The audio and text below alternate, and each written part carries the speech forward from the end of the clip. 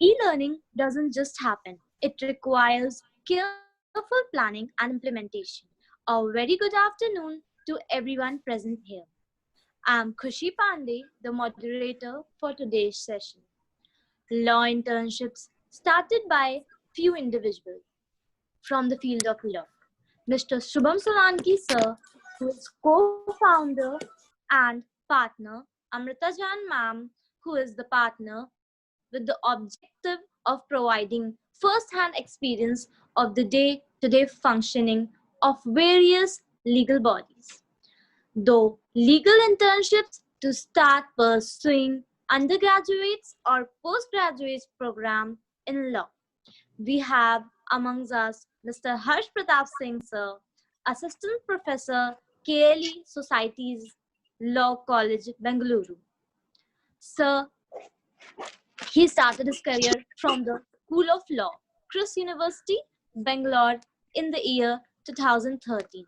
Currently working with KLE Society Law College, holding various positions of responsibility at institutional level. Sir is also presented in various national and international seminars and conferences. He was invited as a resource person and delegate on regular basis at various programs of academic enrichment. We welcome you, sir. Briefs. Today's topics to be covered in today's lecture are admission, confession, dying, and declaration. Before we begin with the session, I would like to give few instructions. It is going to be an interactive session. In case of any questions, either write question in the chat box or raise your hand and we will recognize you. I also request everybody to mute their mics and turn on their videos without delaying any further. Let's begin with the session for today. We welcome you, sir, and it's over to you. Thank you so much, Khushi, for the kind introduction. Now we will start with from where we had left in the earlier lecture, in the previous lecture. So in the previous lecture, I gave you some background of confessions, right? And how section 164 CRPC, which provides for recording of confessions, uh, how it remains constitutionally valid despite of the fact that confession is an incriminating statement. Now, the problem of constitutional validity of recording confessions arises for the fact that Article 20 subclause 3 provides that a person shall not be compelled to give evidence against himself or herself. There is right against self-incrimination. No person shall be compelled to give evidence against himself or herself, right? Person shall be compelled. So the question was, if the person is not compelled, right, then will the confession be admissible? Yes, in that case, the confession will be admissible if the person is not compelled. So if the person is not compelled, then how should the confession proceed? Confession should proceed from a person voluntarily, right? Voluntarily means on its own accord, out of his own free will, right? And section 164, which provides for recording of confessions, has got several legislative safeguards which ensure that the confession is recorded voluntarily. First safeguard we have seen is that the confessional statement can be given to any magistrate, right? So wherever the accused feels free, right, he can go to any magistrate and get his confession recorded, whether such magistrate has or has no jurisdiction over the present case. If we proceed further, then second safeguard we have seen is that the magistrate, before recording the confession, should warn the accused, should explain a caution to the accused, and the caution is that the person is not bound to make a confession. This is what magistrate has to explain to the other person, to the accused, that you are not bound to make a confession. However, if you make such a confession, it can be used as an evidence against you. This warning has to proceed from magistrate, right? Third safeguard we have seen is that if a person decides not to give confession, then this person should not be sent back to police custody, rather he will be sent to judicial custody.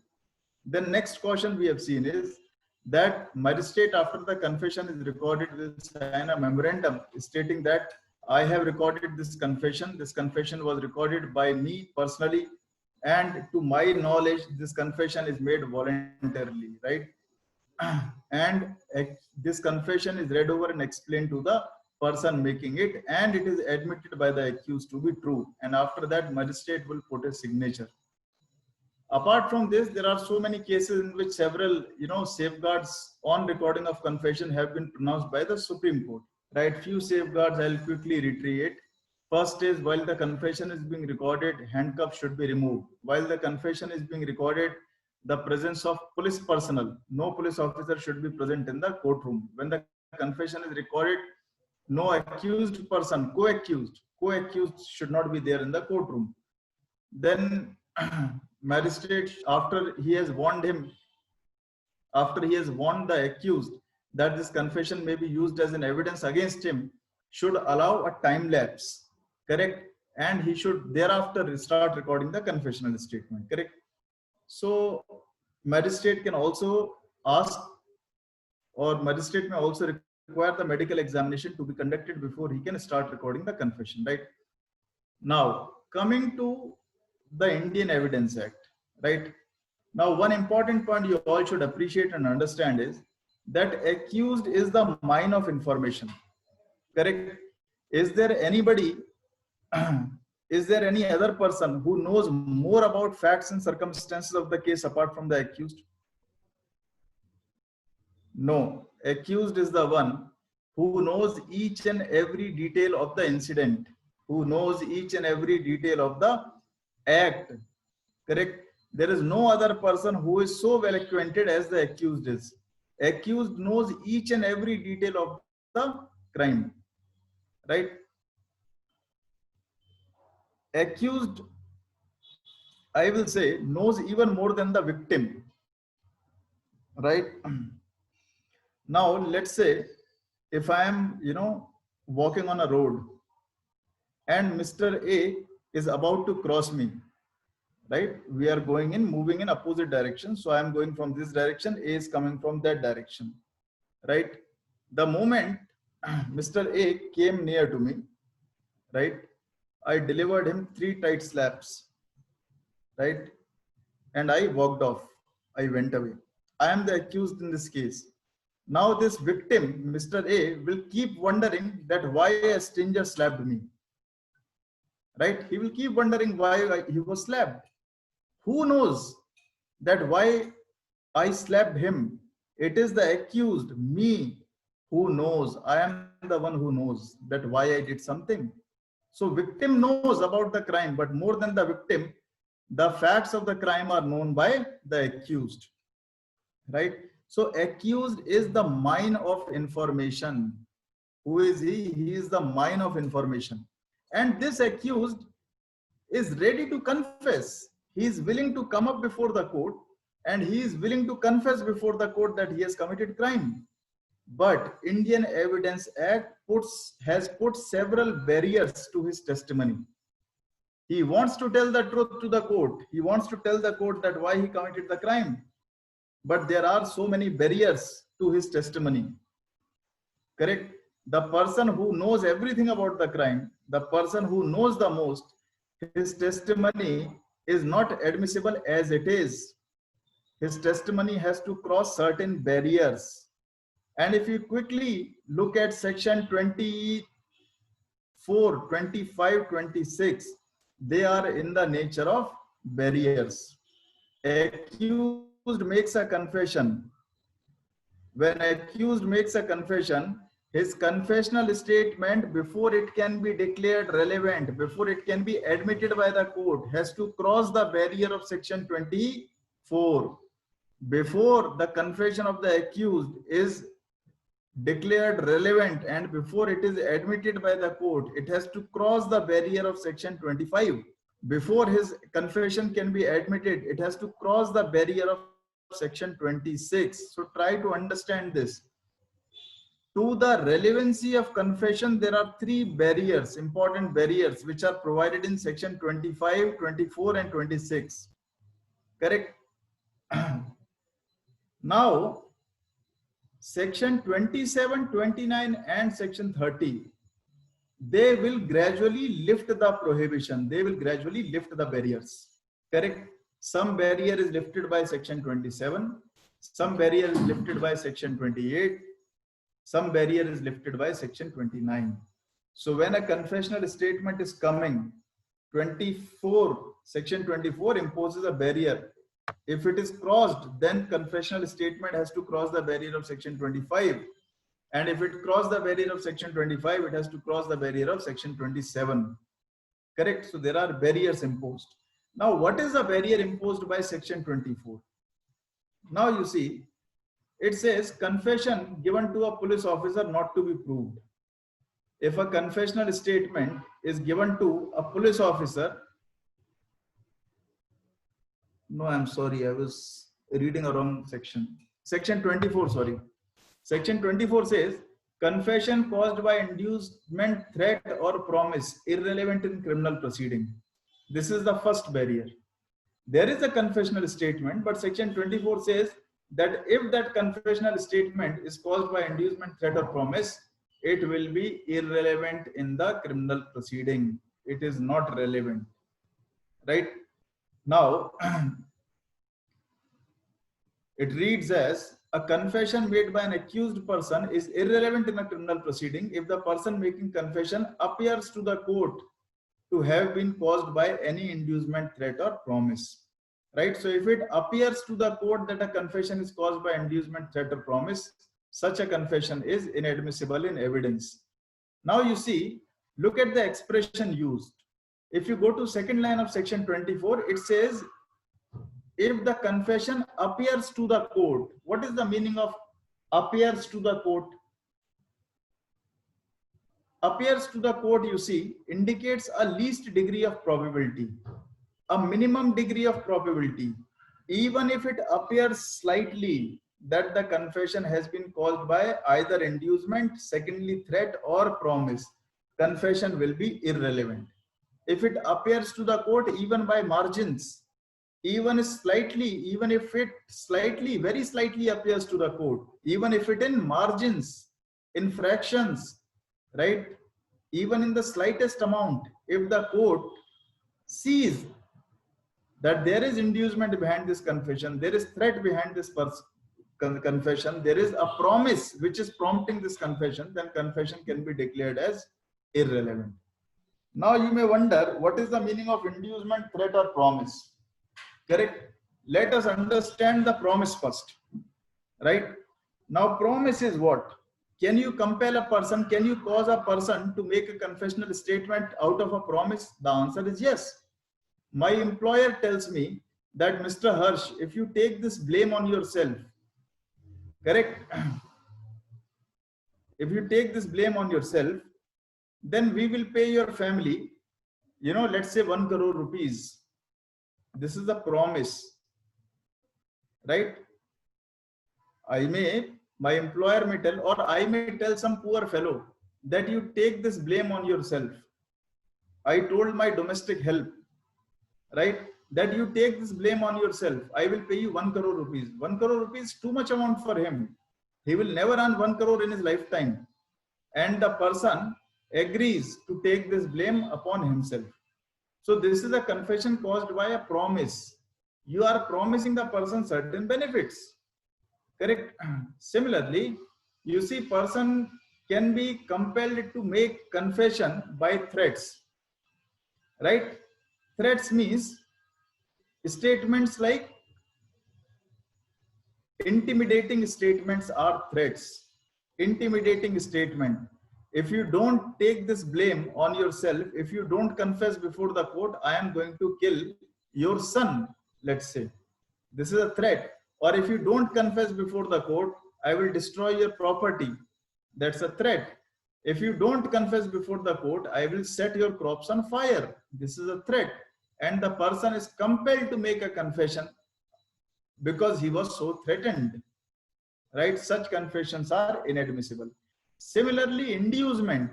A person may be prompted, correct, by negative overtures to make a confessional statement. For example, I may tell a person, I am not threatening directly, but I may induce him, right? An example I can give you is, you know, I tell somebody that you take this blame on yourself, you confess before the court, otherwise you know what I am capable of, right? I am telling somebody indirectly that you take this blame on yourself, otherwise you know who am I, otherwise you know what I am capable of, right?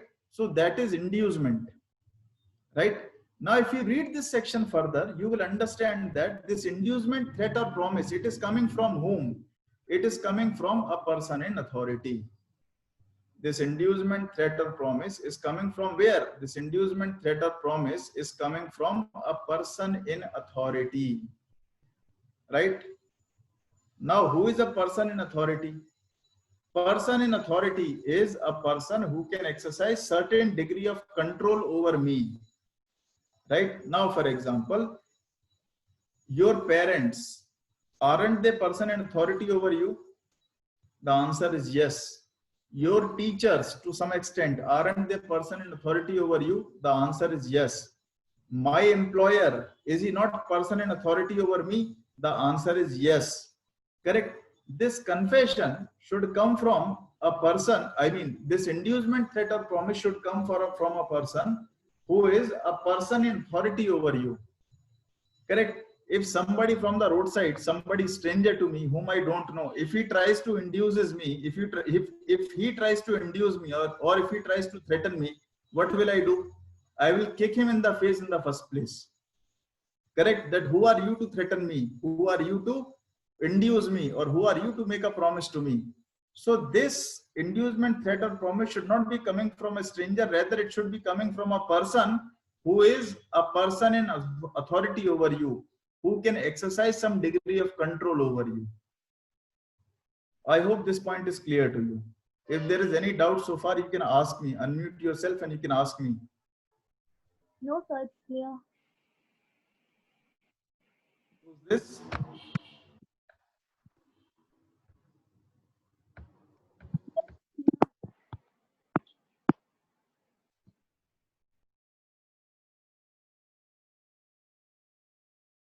I presume that you are following. We'll go ahead.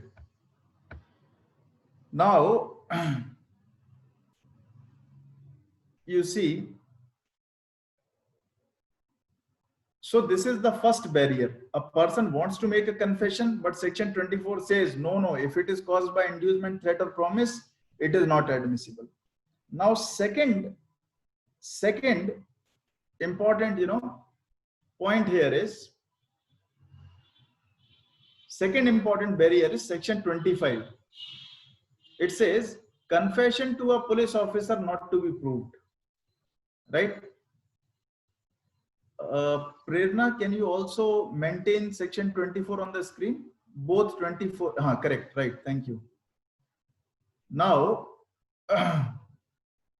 section 25 is the second barrier. A person wants to make a confession, but section 25 says, or a person has made the confession, but section 25 says, if the confession is made to a police officer, then it is not to be proved, right?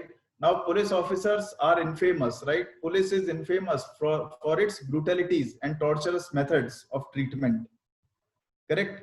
Police is very infamous for their brutalities and police custodial torture. And police can anytime extract the information from you. Police can anytime,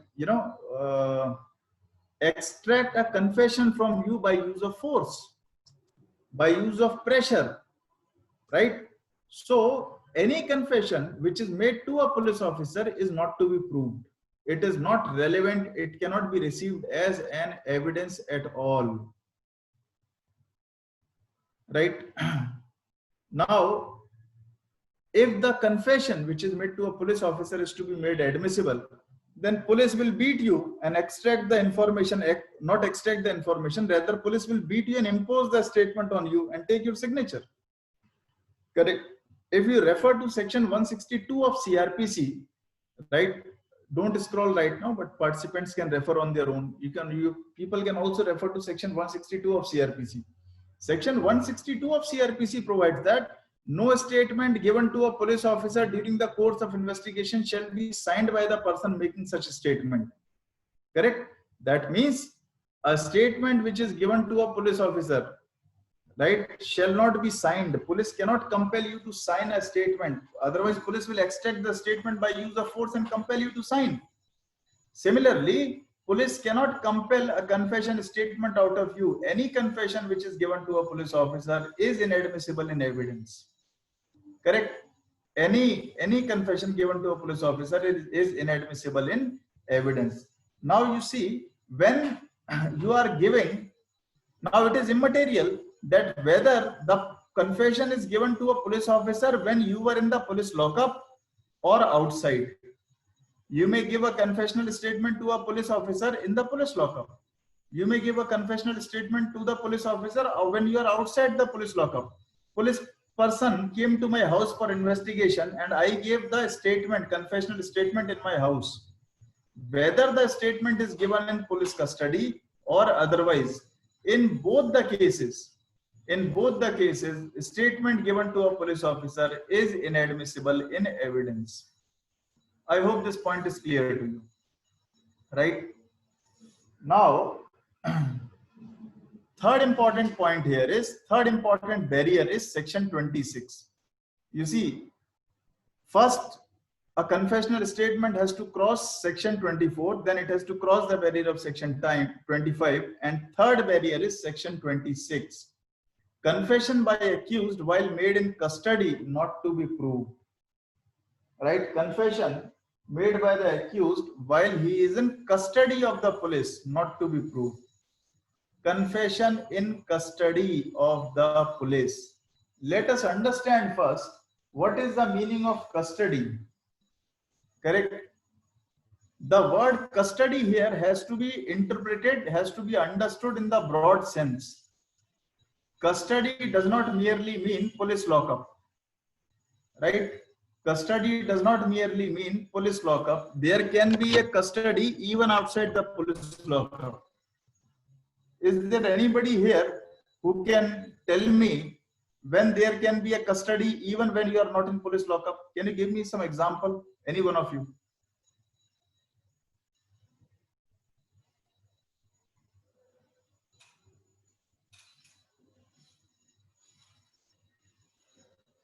See, there is no point in simply, listening to a monologue. If you want to understand the subject, you need to interact. There is no point in simply keeping your mics muted and keeping your camera shut. If you want to understand something, you need to interact. Otherwise, you won't follow.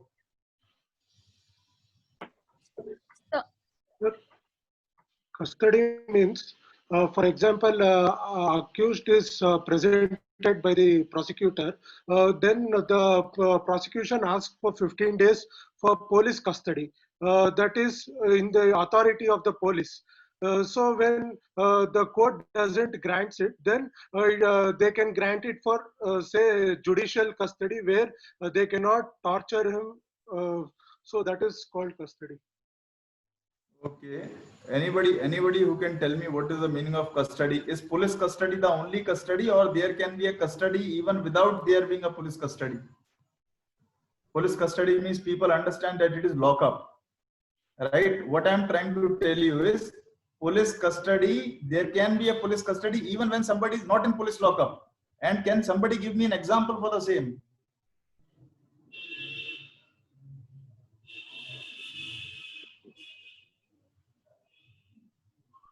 And there are no right answers, wrong answers. You should interact and respond.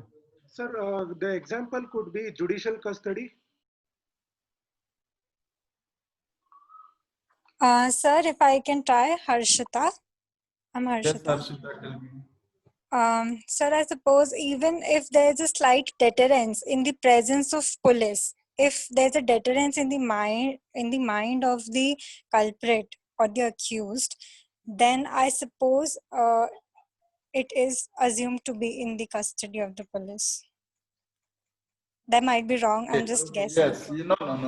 That's perfectly okay. See, you people should respond. Don't worry about answer being right or wrong. Nobody expects from you to know the right answer. You are still a student, no? So you can anyways give wrong answers. Your answer is partially correct, right? Now you see your answer is partially correct. Now I will give you an example, right? Let's say I committed a murder and police was chasing me, right? There was a chase going on. I committed a murder, police was chasing me. And while they were chasing me, they could pin me down. They pinned me down, but I suffered serious injuries. What will police do? I am the accused. While the chase was going on, police had to fire the bullets. And one of the bullet pierced my calf muscle in the leg. I fell on the ground. What will police do? Immediately, police will take me to hospital. And police will admit me into hospital and they will leave for their respective homes, right? No, they will not leave the hospital, right? One police personnel will always be there sitting next to me in my room, right? Even if I'm admitted in the hospital, 2 policemen will be guarding the doors. 1 policeman may be standing at the gate of the hospital. You haven't seen this in movies. You must have seen this in movies, right? Correct. So this is also custody. If I make a confessional statement in the hospital, right, that's also a police custody. Custody need not be police lockup only. Custody need not be police lockup only. Custody goes with the influence of the police.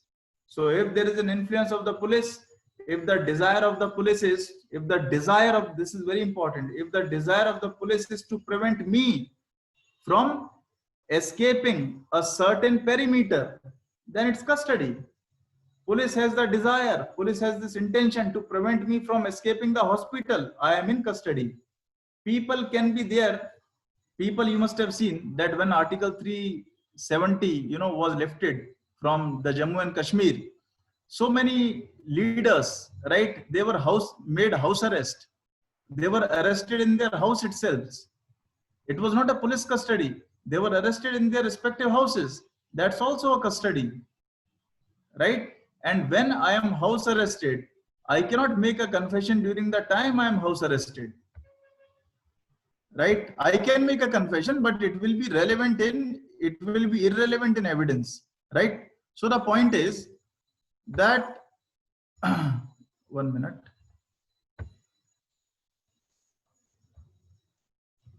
Just a minute. There is some problem in the system.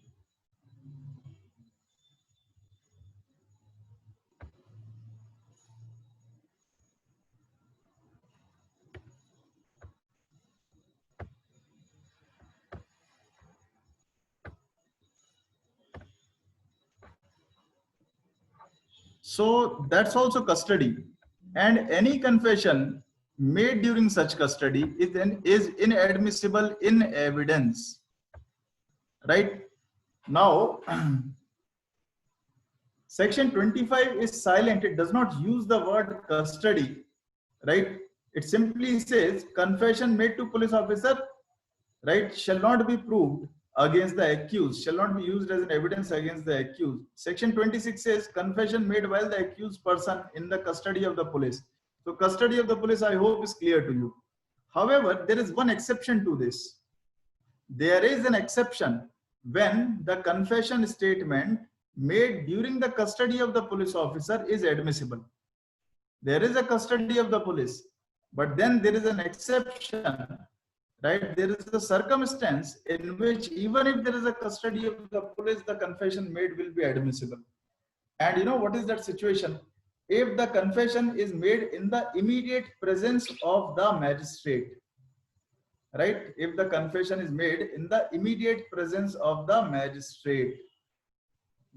In the same example, in which, I am admitted by the police to a hospital and police people are guarding the hospital. I told the SHO, I told the station house officer that I want to make a confession. Correct? I told station house officer that I wanted to make a confession.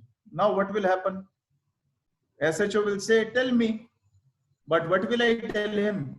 That section 25 says any confession made to police officer is irrelevant. I know this. So call the magistrate. Right? Now magistrate will come. Now magistrate will comply with all the procedural safeguards which are provided in section 164. Right? In addition to it, magistrate will ask the police officer to leave the room it will be between me and magistrate will comply with section 164 CRPC, and he will get my confessional statement recorded. In terms of section 164 CRPC, right? So I am in custody, but I am giving a confession in the immediate presence of the magistrate. Magistrate is sitting right in front of me. Immediate presence. Presence means physical presence. Magistrate is sitting right next to me, right in front of me, and I am giving confessional statement. He is recording it. He will sign the memorandum. He will caution me. Every safeguard of section 164 will be applied, will be pressed. And if that's the case, even if I was in custody, the confession given by me will be admissible in evidence. If you read section 26, it says the same thing. No confession made by any person while he is in the custody of the police officer, unless it is made in the immediate presence of the magistrate, shall be proved against such person. Right? I hope till here it is clear. If there is doubt, you can ask me. So we have seen 3 prohibitions. Confession is a very important statement, right? It is directly coming from the mouth of the accused, right? There is no better evidence as the confession is. However, before the confession is admitted, it has to cross the prohibition of section 24. That means it should not be made by inducement, threat, or promise. If it crosses section 24, it has to cross the prohibition of section 25. That is, it must not be the one which is given to a police officer. And if it crosses section 25, it has to cross the prohibition of section 26, which says that confession, if it is made in the custody of the police, will not be admissible. If a confession crosses these 3 restrictions, only then it is admissible. Now you see, 24 has placed one barrier, 25 has placed a barrier, 27 has placed one barrier. Oh, sorry, 25, 24, 26 have placed barriers. Now these barriers will be lifted in the subsequent 3 sections. Section 27 will list the barrier to some extent. Prerna, can you go to section 27?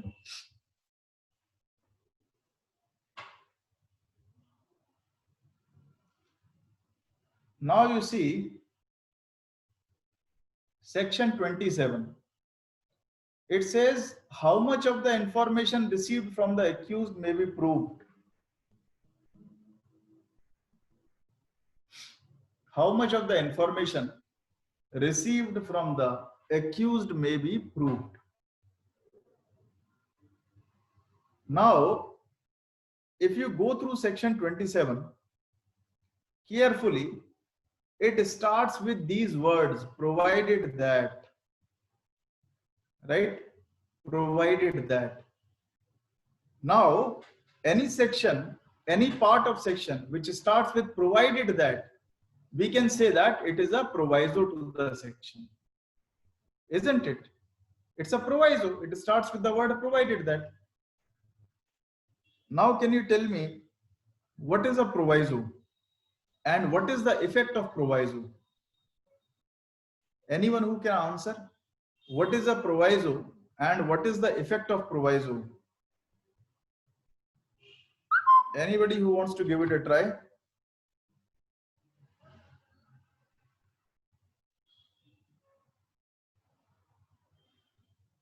No one. Sir, Prashant here. Proviso can mean that it is an additional information which can be provided along with the section. For example, discovery of facts or discovery of some evidence which can be deposed before the court. Or it is an explanation of that particular section. Not exactly, Prashant. You see, proviso is something which limits the power of main section. Proviso puts a limitation. Proviso puts a check on the power of the main section. Provisos usually don't exist independently. They are always appended to a section. They are always part of the section. However, this section 27 is a particular section which starts with a proviso. This proviso is not attached to any other section, right? It is an independent section in itself, yet it is a proviso. So this is a section which is one of its kind. Otherwise, generally you will see that provisos are always attached with the sections, and proviso clause, proviso will limit the power of the main section. Limit the power of main section means what? It, restricts the scope of the main section. Correct? For example, uh, let's say there is a regulation which is passed by Christ University, right? I will take the reference of Christ University. Christ University says that all students can have access to Christ University's library. What is written? Please mark the words carefully. All students can have access, will have access to Christ University library. All students. That means what? All students of Christ University? The answer is yes. All students of Bangalore? The answer is yes, because regulation says this, that all students should have. It does not specify the students of which institution. It simply says all institutions should have access to Christ University library. So you ask me, sir, all the students of Bangalore? The answer is yes. All students of Karnataka? The answer is yes, because it simply says all students can have access to Christ University library. You may ask me, sir, all students of India? The answer is yes. All students of the world? The answer is yes. All students of the universe? The answer is yes, because it simply says all students shall have access to Christ University library. Right? So this clause is going in an unlimited way. Right? However, there is a proviso. Proviso says that, and what is the proviso? Proviso says, provided that, now you see there is a catch. If you read it further, it says, provided that they have valid library card. Right? Proviso says what? Provided that they have valid library card. So that means now there is a check on the power of main section that's imposed. And that check is that only those who have valid library card can have access to Christ University library. Right? Provided that it has valid library card. Right? So you see what proviso has done. Proviso has put a limitation on the main section. Main section said all students can have access to library. But immediately a proviso comes and says provided that they have valid library card. So what it has done? It has limited. What proviso has done? Proviso has limited the scope of main section. Proviso has funneled down the scope of the main section. Correct? This is what proviso does. Right? Now this section 27. This section 27, it is proviso. That means it is limiting the power of some section. Right? But it does not mention which section. So it has been a matter of controversy that section 27 is a proviso to section 26. That means whether it is limiting the preceding section or whether section 27 is a proviso to section 24, 25 and section 26. There has been a lot of controversy regarding this, right? Now, if you see, now this is what is deliberated in Law Commission report, 69th Law Commission report, that section 24 is what? Confession caused by inducement, threat or promise. Section 24, right, is irrelevant. If you look at section 28, it says confession made after removal of impression caused by inducement, threat or promise. Right? There seems to be a connection between section 24 and 28, isn't it? Section 24 uses these expressions, inducement, threat or promise. You can see section 28 on screen. It says confession made after removal of inducement, threat or promise, after the impressions caused by inducement, threat or promise have been removed. So to match section 24, there is section 28. Correct? Then section 25 is what? Confession should not be the one which is given to the police officer. Correct? Regarding that, there is already a scheme provided by CRPC, which says confession can only be recorded by a magistrate in the manner provided in section 164. Right? Remaining section is section 26. There is no corresponding match to section 26, and that is why Law Commission report says that when they have considered section 27, they say that in our opinion, section 27 is a proviso to section 26 only. Correct? But however, it has fallen in a different heading. You could have attached this section 27 with section 26, clubbed them, right? But however, somehow in Evidence Act, it appears as separate heading under section 27. I hope you are following, right? Now, section 27 basically lifts the barrier. It provides an exception to section 26 to some extent, right? Now we have seen that if this is the case, confession is inadmissible. If 25 is the case, confession is inadmissible. If 26 is the case, confession is inadmissible. But now, now we will talk about admissibility. So what I am trying to tell you is, irrelevancy of confession is covered in section 24, 25, 26. Now section 27, 28, 29 will speak about relevancy. Right? When relevant. Right now 24, 25, 26 have told us that when confession is irrelevant. But now section 27, 28 and 29 will tell us when it is relevant. I hope I am making sense to you. Right? Now when relevant. So section 27 says that if some information is received from the accused and some fact is discovered in furtherance of such information, then only that part of the information,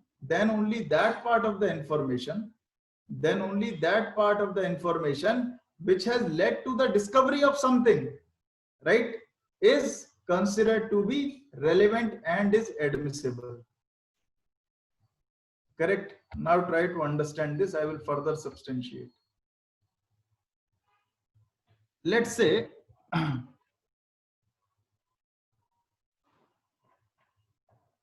now let's take an example. If Prashant is the accused, correct, and Prashant makes confession. He makes confession in the custody of the police, so it is inadmissible. But anyways, he is making an incriminating statement, although inadmissible because it is made in the custody of the police. But he makes a statement that yes, I was the one who has killed A at around 11:30 in the night. And soon after I killed A, right, I cut his dead body into 3 pieces. I have severed the dead body into 3 pieces. Correct? And then I took those 3 pieces of the dead body in the trunk of my car. And I took the dead body to Bannerghatta Jungle, Bannerghatta National Park. And in 3 different corners of the Bannerghatta National Park, the parts of dead body are being hidden. Right? Brutal murder it was. Then police officer asked him, where is the weapon of murder? He told that weapon of murder I had thrown in some lake. I threw the weapon of murder in a lake. Correct? Police immediately, takes him in their vehicle and they asked him to take them to the spot where the pieces of dead body are being hidden. Right? This man is taken to the spot where dead body is allegedly hidden by him.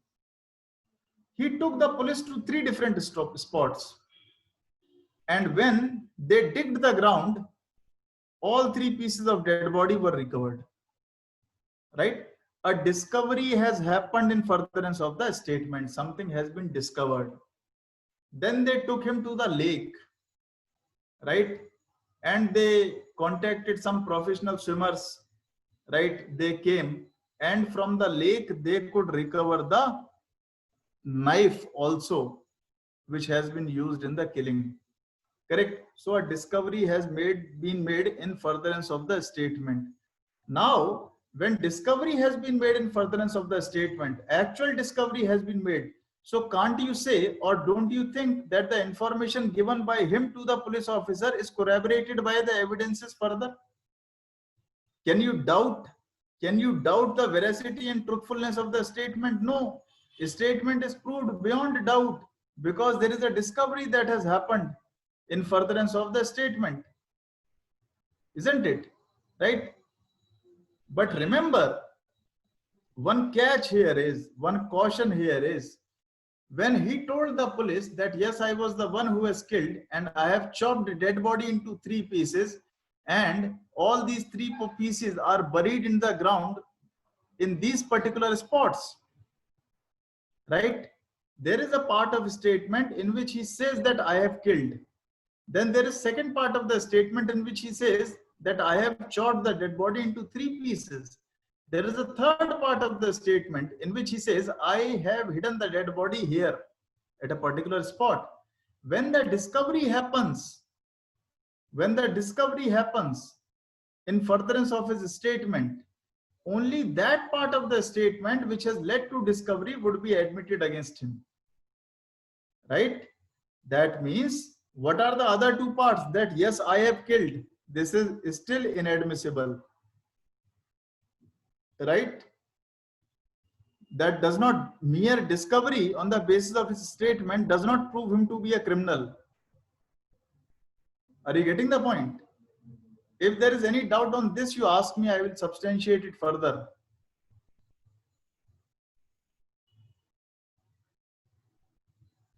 Only that part of the statement which has led to discovery is to be proved against him. Right? But the former part of the statement where he has said that yes, I have killed, that is still not admissible against him. Are you getting this point?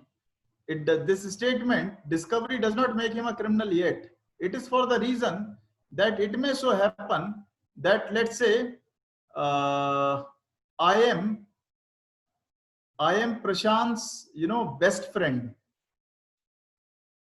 Correct? I am Prashant's best friend. And Prashant will accompany me wherever I ask him to join me. He is such a great friend of mine that he will even accompany me to hell. Right? So I told Prashant that, Prashant, let's go to Mr. A's house. Right? We went to Mr. A's house. He never knew what my intentions were. The moment we rang the doorbell, the moment A entered the door, I grabbed A by his neck. Correct? I put him down on the floor and then I stabbed him multiple times. And Prashant is innocent. He's simply standing there and watching. Then I chopped the dead body. I sliced the dead body into multiple pieces. Right? And then I have buried those pieces somewhere else. And Prashant, my poor friend in this case, is accompanying me everywhere. He's seeing what I'm doing. He knows where the objects are being hidden. Correct? So it may so happen that some person apart from the person who has committed the crime may also know where the weapon of murder or where the dead body is. Right? So if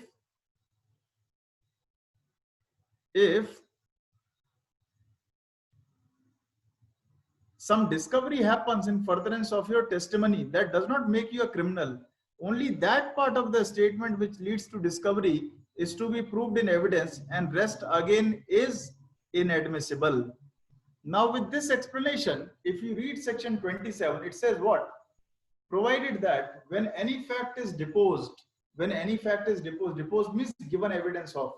When any fact is deposed to as discovered in consequence of the information received from a person accused of the offense in custody of the police officer. So much of the information, how much information? Only so much of the information, whether it amounts to confession or not. Only so much of the information, whether it amounts to confession or not, as it relates distinctly to the fact discovered may be proved. You see this, you can, if you are having a barrack, you can underline this. It says, as it relates distinctly to the fact. That means so much it relates to the discovery is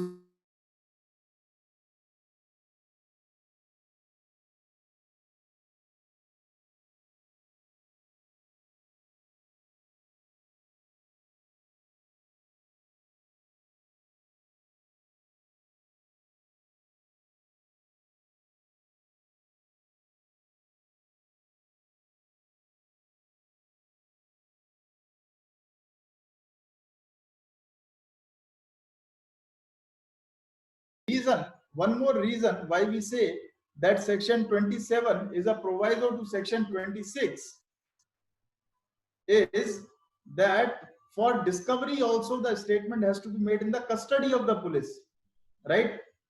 For discovery, in furtherance of the statement must have been made while the accused is in the custody of the police. So 27 uses the word custody, and section 27 also, both 26 and 27 are the situations where the person is in the custody of the police. You can see on the screen,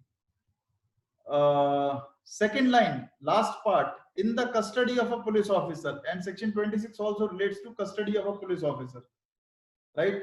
When you made a confession out of inducement, threat or promise in section 24, you may be in custody, you may not be in custody.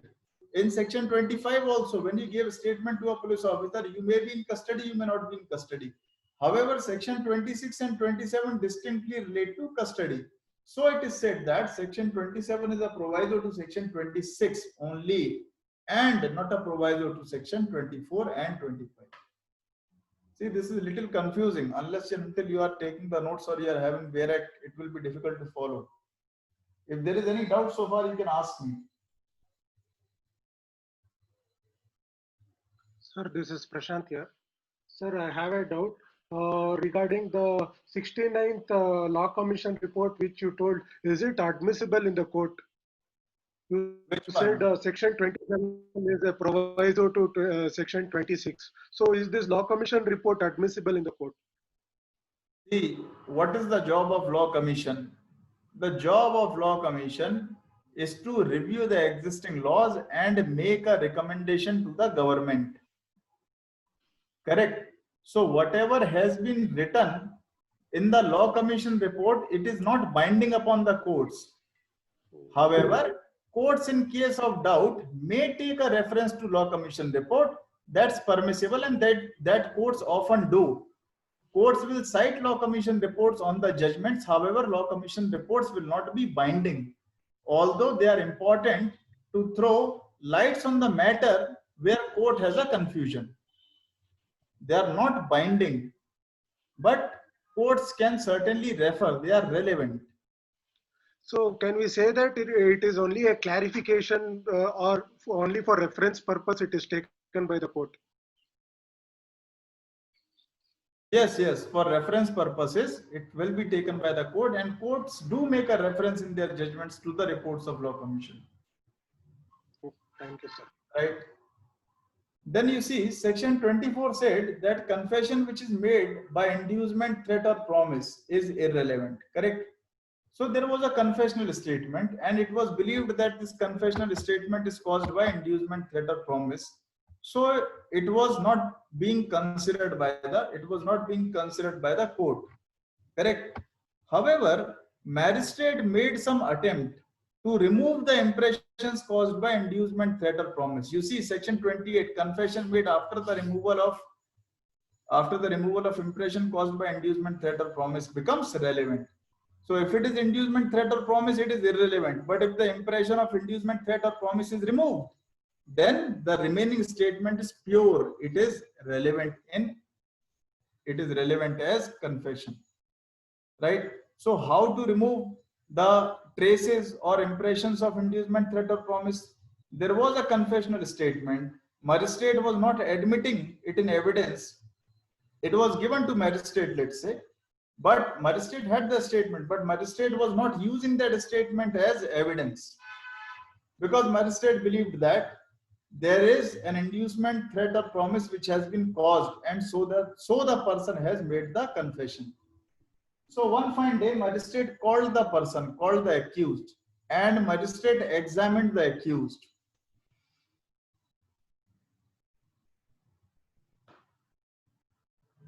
Magistrate examined the accused. Magistrate asked the accused that, were you threatened or were you compelled by force or were you induced to make this confessional statement? The accused said, no, Mr. Magistrate. Right? I was not threatened. I was never promised. I was never induced to make this confessional statement. Right? So what is magistrate trying to do? Magistrate is trying to remove the impressions of inducement, threat or promise.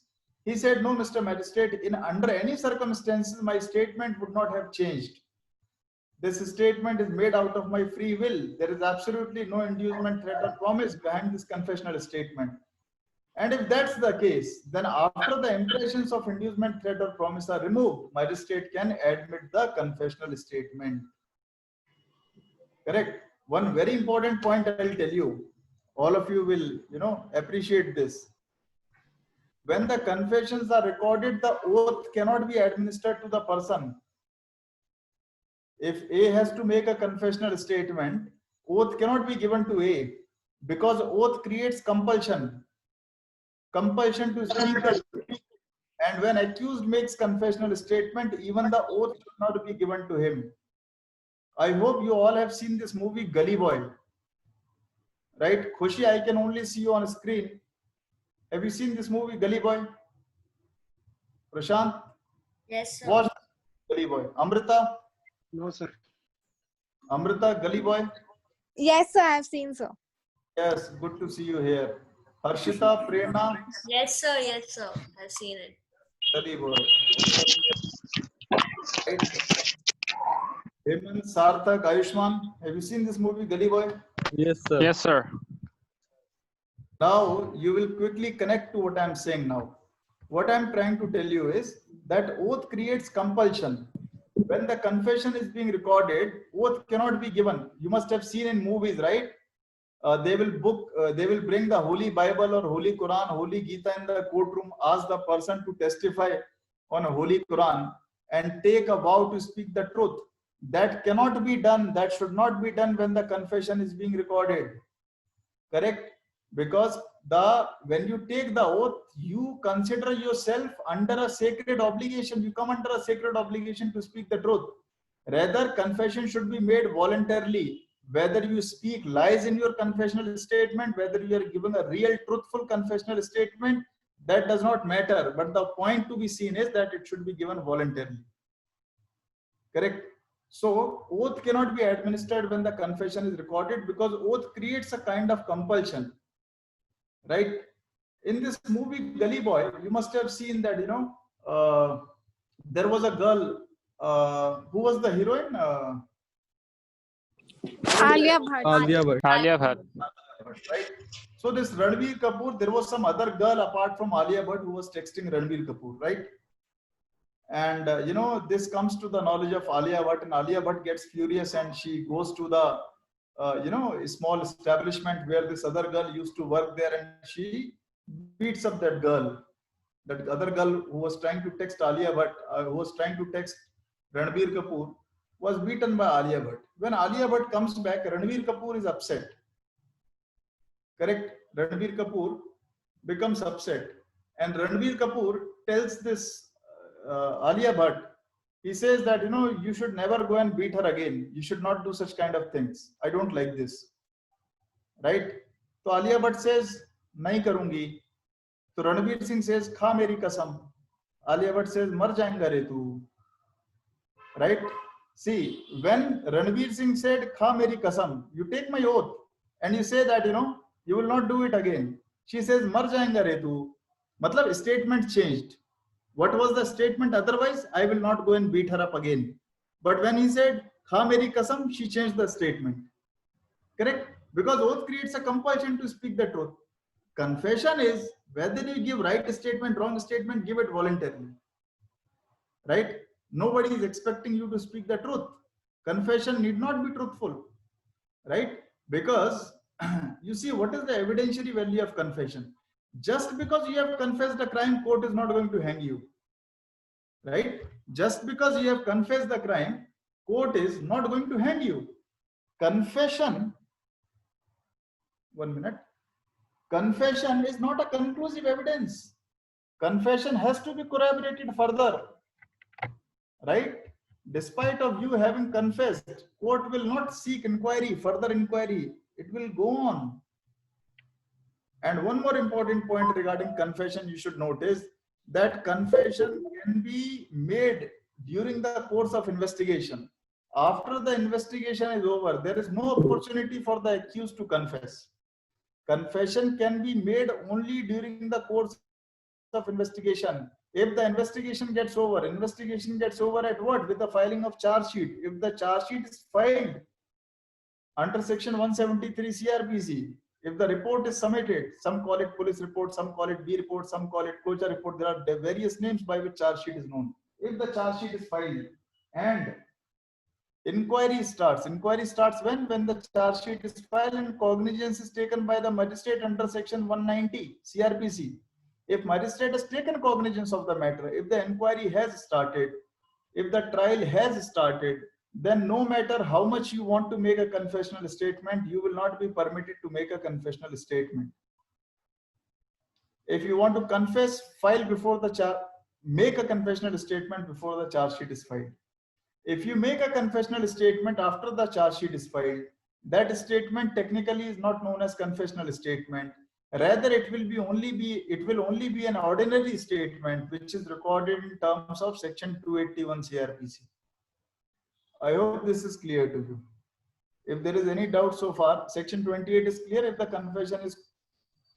impressions of inducement, threat or promise are removed, confession becomes admissible, which was otherwise inadmissible. Now, similarly, section 29, a small section I will give you quickly. I will give you the insights quickly. It says confession. Now you see, sometimes we make confession under promise of secrecy. Correct? Amrita comes to me and tells me, sir, I trust you a lot. Right? You are the only person in whom I have little trust left. And I want to tell you something. I asked Amrita what happened. Tell me. She says, promise that, you won't tell this to anyone else. I said, no, I promise. I won't tell it to anyone else. Then Amrita says, sir, pinky promise. You know what is pinky promise? Amrita says, sir, you will have to make a pinky promise. What is pinky promise? Anybody who can tell me what is pinky promise? The one where you cross your hearts and do all like, I cross my heart and I promise. One of my, students, she took a pinky promise from me when I was in Christ University. So I asked her, what is pinky promise? So she tells me, sir, you break the promise and you die. That's pinky promise, she said, right? So I gave a pinky promise to Amrita that I am not going to tell this to anybody else. That means this is a confession which I have. So Amrita subsequently tells me that, she has committed so and so crime. Right? Now you see, she has given me a confession out of a promise of secrecy. Correct? If I want to tell this to the magistrate, I can tell. Just because it was given out of promise of secrecy, it does not become invalid. A confession does not become invalid for the reason that, it was given over a couple of drinks. Right? So, a friend of mine called me to his house for drinks, and he, so I went to his house. I accepted the invitation. I went to his house, and after a couple of drinks, he became little kind of relaxed, and he tells me that, sir, I want to tell you something. Then I said, what? He poured me a third drink, and he took the third drink himself. And then he tells me, that he has killed something, right? So he was little intoxicated and makes a confessional statement. This statement of his is relevant. Although evidentiary value is very less because it is given to a private person, the best confession is the one which is always remember, the best confession is the one which is given to a magistrate and which is recorded in terms of section 164. That's the best confession. Correct? You confess it to me. I can be a witness. I can go to the court and tell this to the court, but the evidentiary value will be less. However, not inadmissible totally.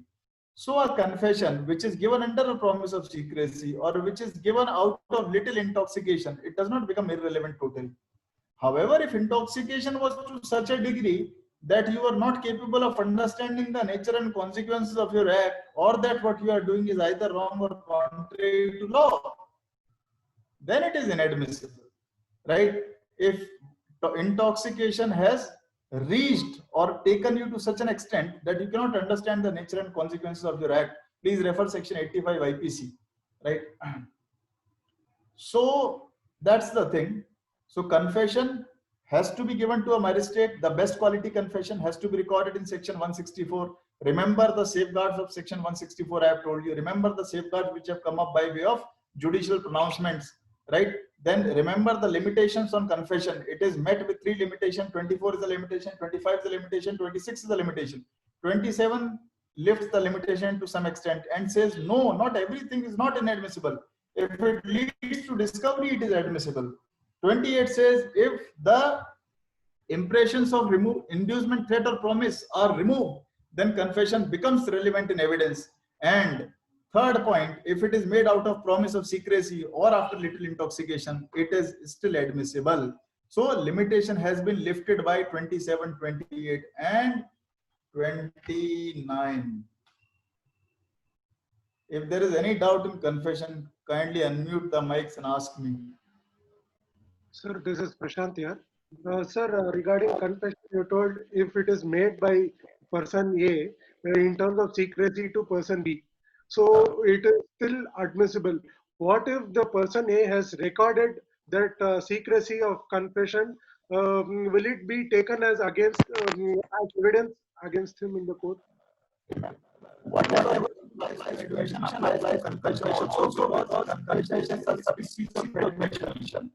So section 7 I already told that admission can be made orally, admission can be writing, admission can be in electronic form.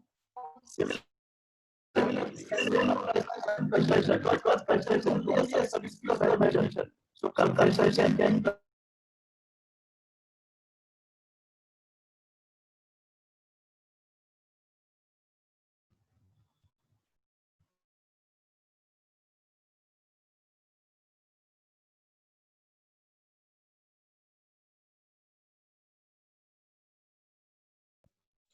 Sir, you said, sir, are you hearing?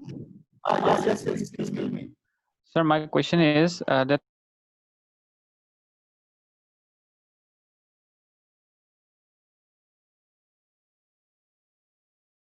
any punishment until there will be an until they finish their investigation. Sir, my question is, if a person confess his crime, then what's the point of setting up an inquiry for that? Sir, I think your voice is not clear. Is it only for me or for everyone? Yes, sir. There's some problem with your audio, it seems. Yeah, Maybe some the disturbance. problem. Audio problem. Yeah. Sir, can you please leave the meeting and rejoin again so that it would be better for us, sir?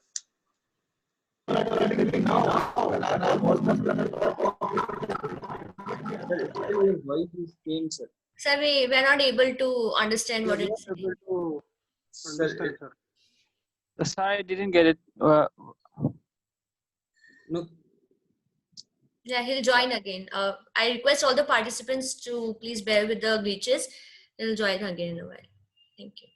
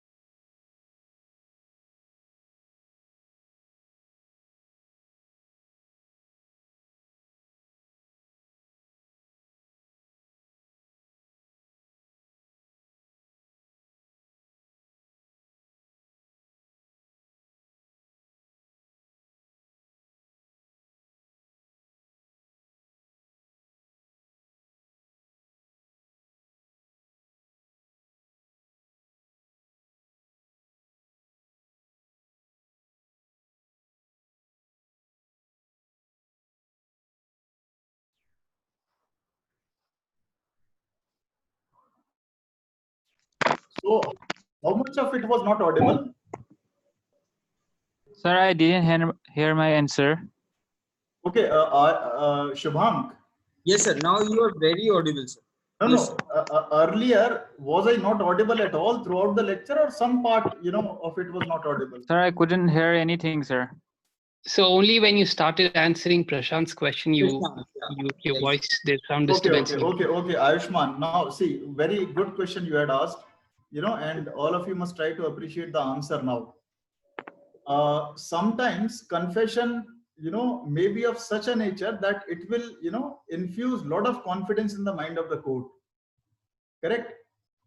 Confession may be, so clear, it must be so, it may be so unambiguous that it will infuse a lot of confidence in the mind of the court that yes, the person who is confessing is the one who has committed the crime.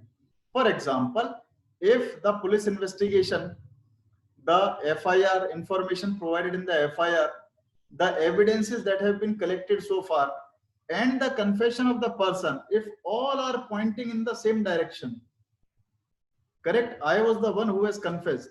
So whatever evidences have been collected by the police, they are against me.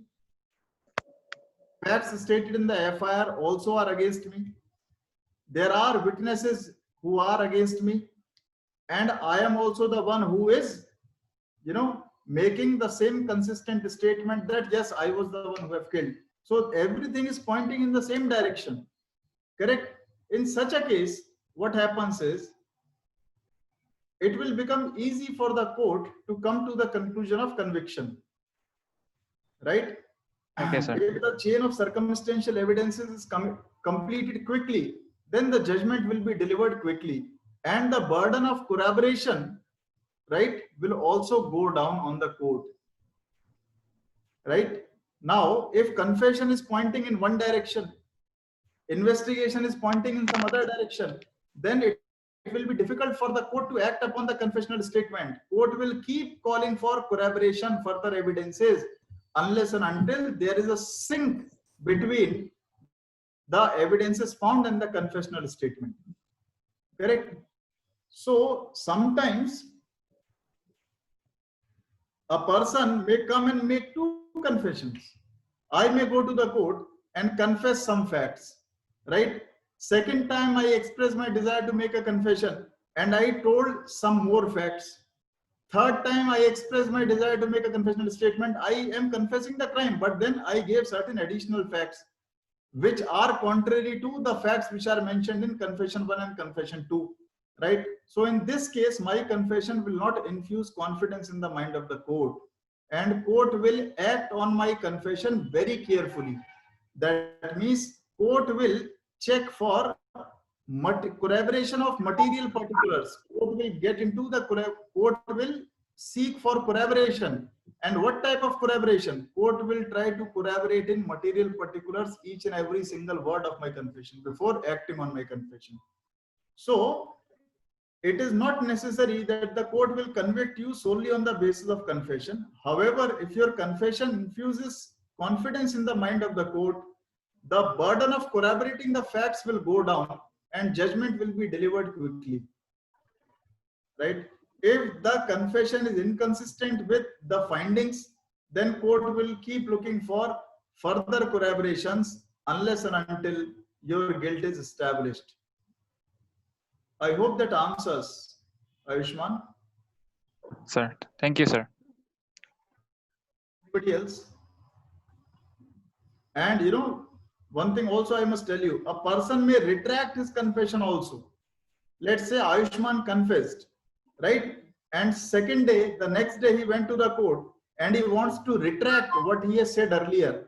He says that, that no, I made some wrong confession. I was under some delusion. I was under some, imagination, and I made a confession statement. I don't want to confess. I want to take back my words. I want to take back my confession. So this is called a retracted confession, right? Retracted confession does not become totally irrelevant. You may take back your words, but courts will still take the clues. Apply his mind to find the clues from your retracted confession. However, court will be very careful in acting on your retracted confession. Court will try to corroborate your confession in material particulars. Material particulars, each and every particular of your confession statement has to be corroborated. right? There are two types of corroboration. One can be substantive corroboration. That means by and large, if corroboration is happening, by and large, if things are pointing in the same direction, it will be assumed that your confession is correct. And with little corroboration, court will convict you. However, if it is a case of multiple confession, inconsistent statements you are making, then you have retracted your confession, then courts will be little extra careful. Courts will be extra careful while acting on your confessional statement. Court will go for material corroboration, and material particulars means each and every minutest detail has to be corroborated, has to be substantiated by an evidence. Anyone else who has a doubt?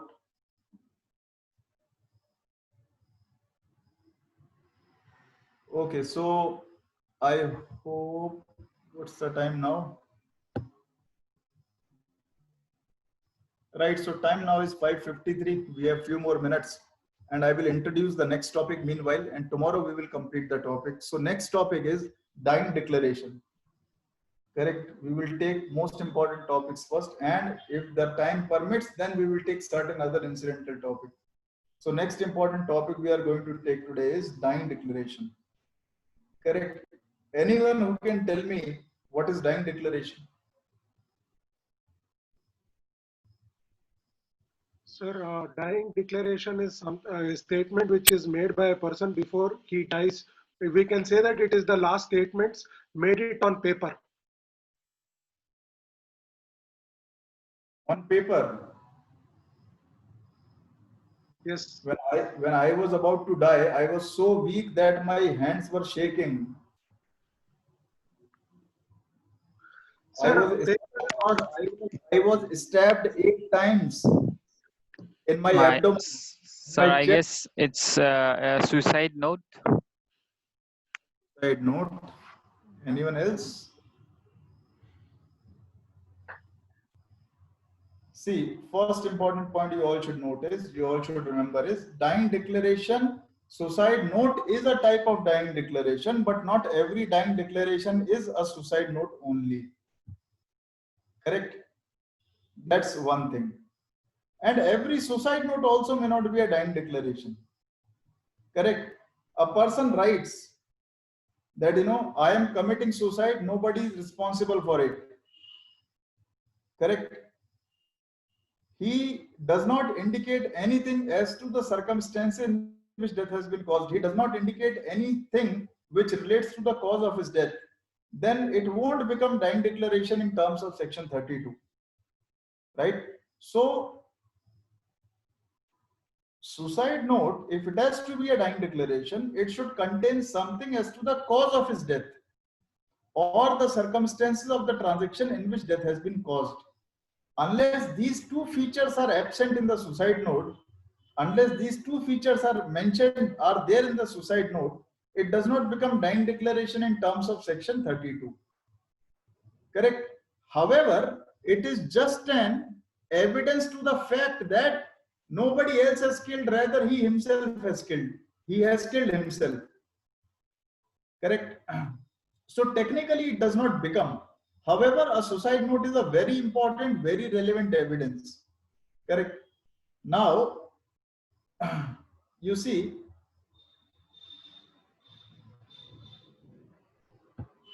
dying declaration. Why dying declaration is so important in evidence, and what is the reason of relevancy of dying declaration?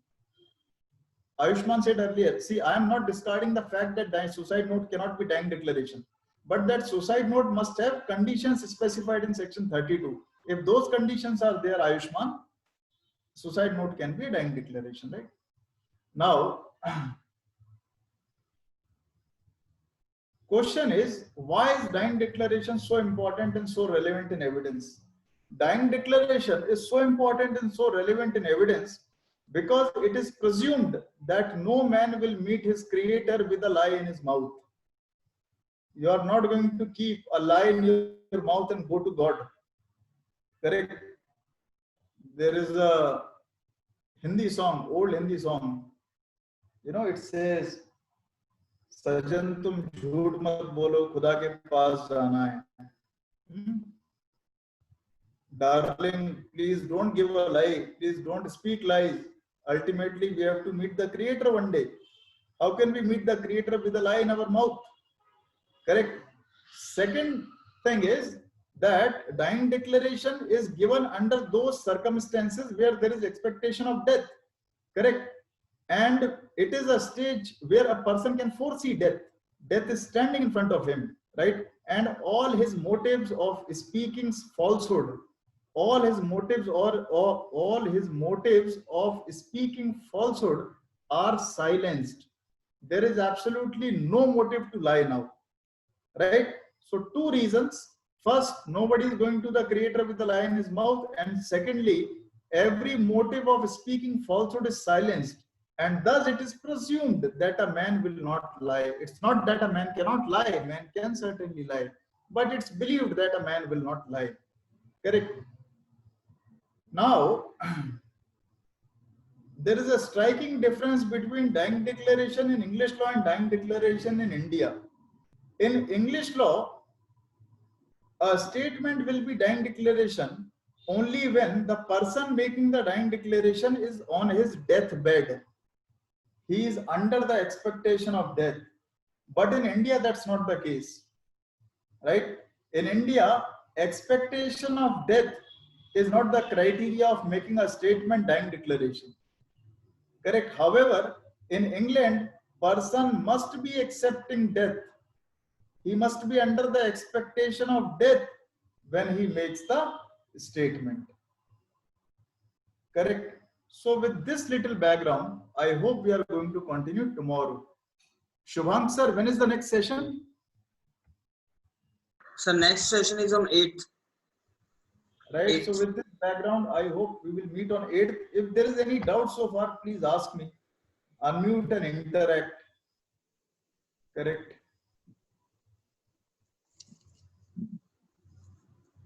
Sir, I have a doubt. This is Prashant. Sir, Very when we are talking about dying declaration, can we even say it can be in the form of recorded medium or a mere statement? So is it admissible in the court? Yes, it is admissible. I may record my last words and hang myself. My last words are admissible. Okay. It can be in the recorded form. It can be in the written form. It can be directly made to a magistrate. It can be made to a stranger also. It can be made to a third person. It can be made to a relative. That means dying declaration is an exception to hearsay. I tell you something, you cannot go and tell it before the court, because there is a rule of direct evidence provided in section 60. Section 60 says that in all cases, right, evidences must be direct. That means if it is the evidence of a fact which can be heard, then it should be the evidence of a person who says he has heard it. If it is the evidence of a fact which can be seen, then it should be the evidence of the person who says he has seen it.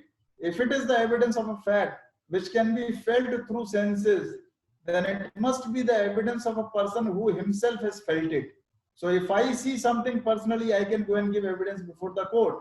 If I see and tell it to you, and if you go before the court, court will say, shut up, send the person who himself has seen it. That means evidence in all cases must be direct. Read section 60. And in Indian Evidence Act, it is nowhere written that hearsay evidences are not admissible. Correct? But when section 60 of the Evidence Act says that in all cases evidence must be direct, that means indirectly they are excluding hearsay evidences. Correct? So if I see something and I tell it to you, you cannot go and tell it before the court. However, there are certain exceptions to it. Res geste is one of the exceptions. This we have already seen. Dying declaration is also one of such exception. When I am dying, if I tell you something, you can certainly go and tell it before the court. Dying declaration is an exception to hearsay. Now with this background, tomorrow we are to continue. Thank you so much. Sir, for the follow-up question, I have one more question, sir. When we are talking about dying declaration, can we say that he may be telling lies? So what will be the still it be Evidence before will be the on court? bank declaration, right? I haven't yet started the topic. Tomorrow I will start. I mean, in next session I will start. Further, all your questions regarding bank declaration will be cleared even without you asking me the question. If they still remain unanswered, you can ask me in the next session. Okay, sure, sir. Thank you. Now I begin with the vote of thanks. I, Khushi Pandey, on behalf of Law Internships, extend a hearty gratitude to Mr. Harsh Pratap Singh, sir, who honored us with this enriching session and took out time of his busy schedule. I must also mention our deep sense of appreciation to all the students who are present today. Hope this session was a great learning experience of all of you. Thank you again, one and all. Thank you so much. Thank you, Thank sir. you so much. Thank you, sir. Thank you. Thank you, sir. Thank you.